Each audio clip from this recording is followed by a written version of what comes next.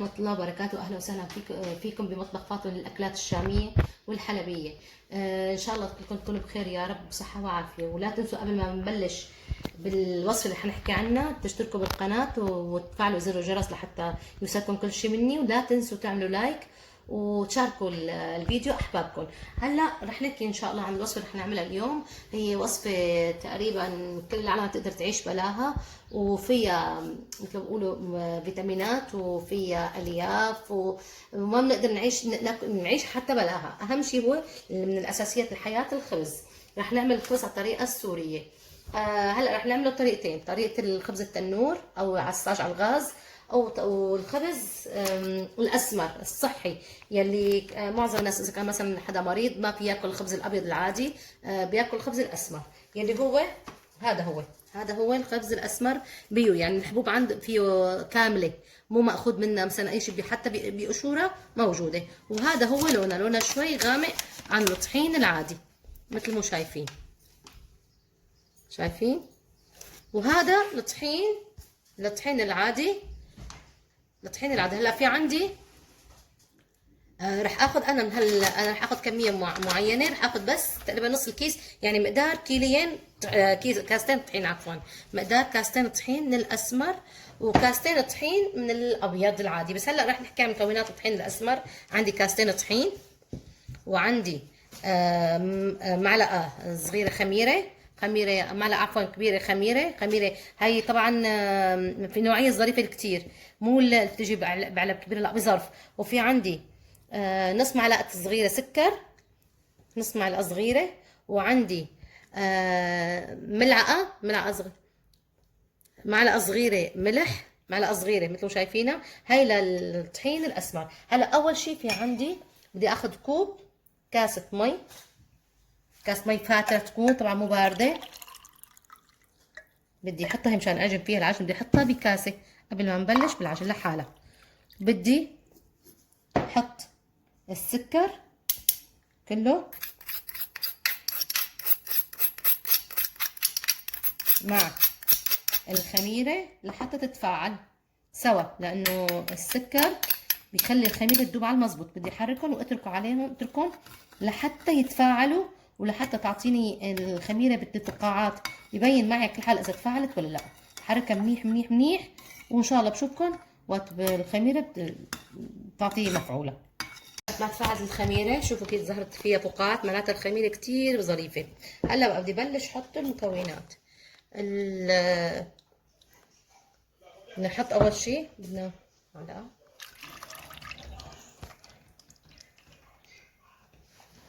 حطينا الخميره، بعدين الطحين،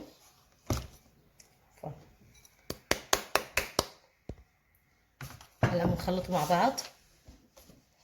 هسه في عندي الملح، هلا بنحط لها بس نخلط المكونات شوي. راح رشلها هلا قبل ما تنعجن على المظبوط، عشان الملح كمان بدي رشلها بقى الملح من عجنة الخميرة. الخميرة قضت يعني حدها، بدي اعجنها على المظبوط. بعجنها وراجعت لكم ان شاء الله. هلا احبابي بعد ما انا عجنت العجينه، هلا في شغله اذا لقيتوها لزقت معكم رشوا شويه طحين على ايديكم ورجعوا عجنوها منيح، لانه نوع الطحين هذا البيو بيلزق، يعني قد ما حطيتيه بيرجع بيلزق. بقى هلا انا شايفين اعملها بهالشكل هذا، اعملها مثل طابه صغيره واتركها. بدي اتركها شي 10 دقائق مو اكثر، لانه بدي يعني حتى يعطي انه مثل الخبز السوري بدي ينتفش طاقين. مشان هيك حطينا الخميره. ونشوفكم ان شاء الله بعد ما تختمر. بابي بعد ما اختمرت العجينه عندي رح اقطعها لقطع تقريبا متساوي. هلا عندي انا نص كيلو، يعني يا دوب يطلعوا شي 3-4 رغفان. هاي اول قطعه بدي اعملها وراح احطها هون، وبعدين احطها هون. بسم الله الرحمن الرحيم. مثل ما حكينا الطحين هاد وقت بينعجن شوي بيلزق، فانتوا رشوا على ايدكم طحين وقت كنتوا تستخدموا تساووا او تخبزوها.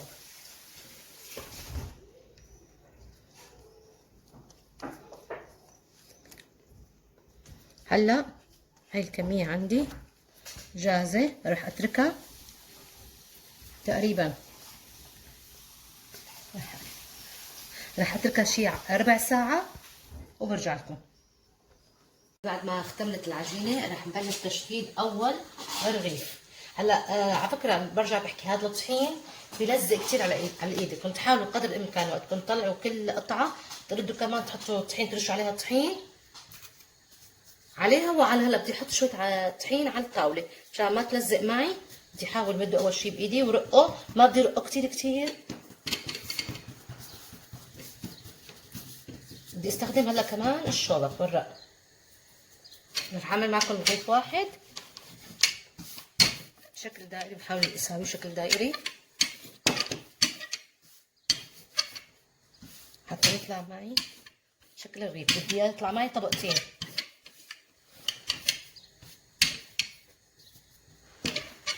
برجع بجيبه مشان الطحين.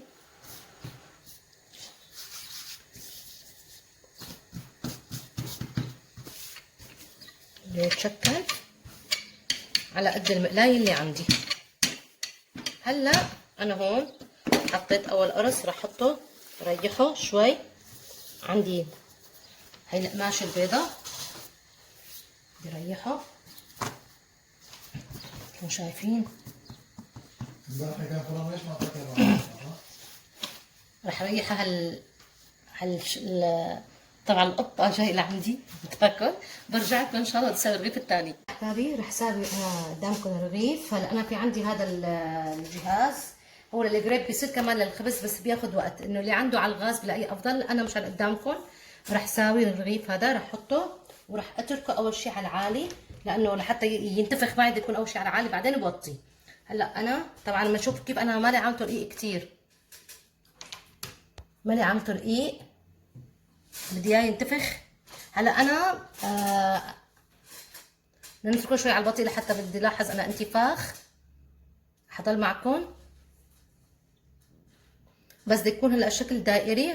بس المشكله انه مثل ما حكينا العجين هذا الاسمر، الطحين الاسمر عفوا، بيعذب كثير كثير بالتشكيل. يعني قد ما حطيتوا طحين انتم عم تشتغلوا حطوا طحين مشان ما تلزق بايديكم.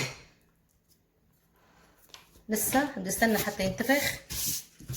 طعمته كتير كتير كتير طيبة للخبز الأسمر. احنا بسوريا أول ما بنلاحظ إنه شوي بلش يعطي لون بدي أقلبه. لا لسه لسه العجينة لسه ما تماسكت شوي، بس تماسك العجينة شوي بدي أقلبها وبعدين برجع بقلبها يعني على كل طرف لحتى بس شوي تتماسك.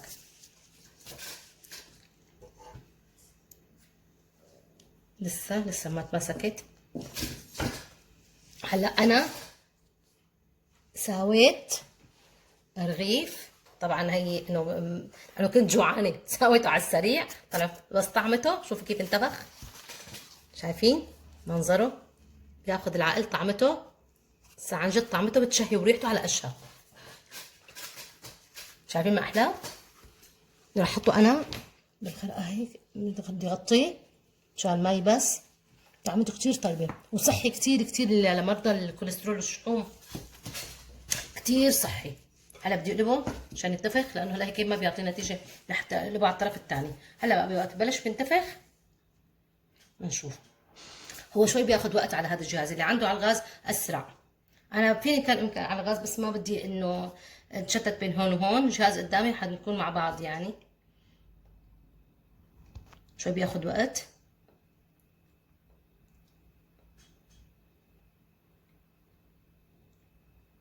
احسن ما نشتري الخبز الاسمر هون يعني مختلف تماما عن شغل الايد وعن شغل سوري. دغري بيعفن وعم يطلع طعمته مو طيبه ابدا. هذا تازه شغل الايد رائع كتير طيب. ان شاء الله بس نخلص هذا الفيديو رح نعمل خبز ابيض، الخبز المتعارف عليه اللي ياكلوه كل الناس. اما هذا اسمر مثل ما قلنا اللي بده يعمل ريجيم او لمرضى الكوليسترول والشحوم ومرضى السكري بيستخدموه كتير. هذا هلا بلش ينتفخ لسه بياخذ وقت مثل ما حكينا. لو على الغاز على السريع بصير انتفاخ. طب انا رح اسوي معكم هلا هذا على الجهاز ونسوي واحد ثاني على الغاز ان شاء الله. هلا بقى كان بدي ارجع اقلبه مشان هلا بيعطي نفخه. بضل اقلبه. بلش ينتفخ اذا ملاحظين. شايفين يعني الريحة عن جد ذكرتني بأيام سوريا، أيام الخبز السوري وقت نشم ريحته.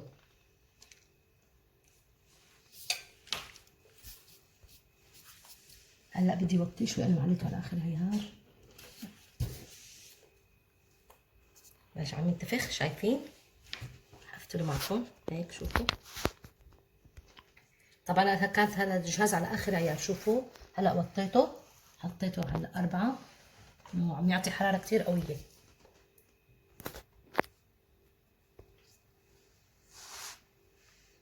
شايفين الانتفاخ؟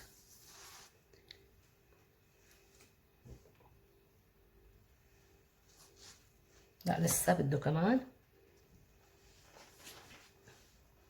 هلا بشوفكم ان شاء الله وقت بيخلص الرغيف، مشان لانه التصوير فيه له مقطع مده محدده. بشوفكم ان شاء الله وقت ينتهي.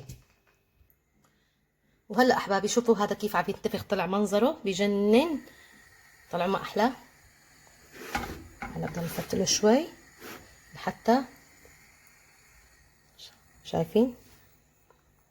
راح اقلبه كمان، راح اقلبه كمان شوي حتى نشوف مستوى كله.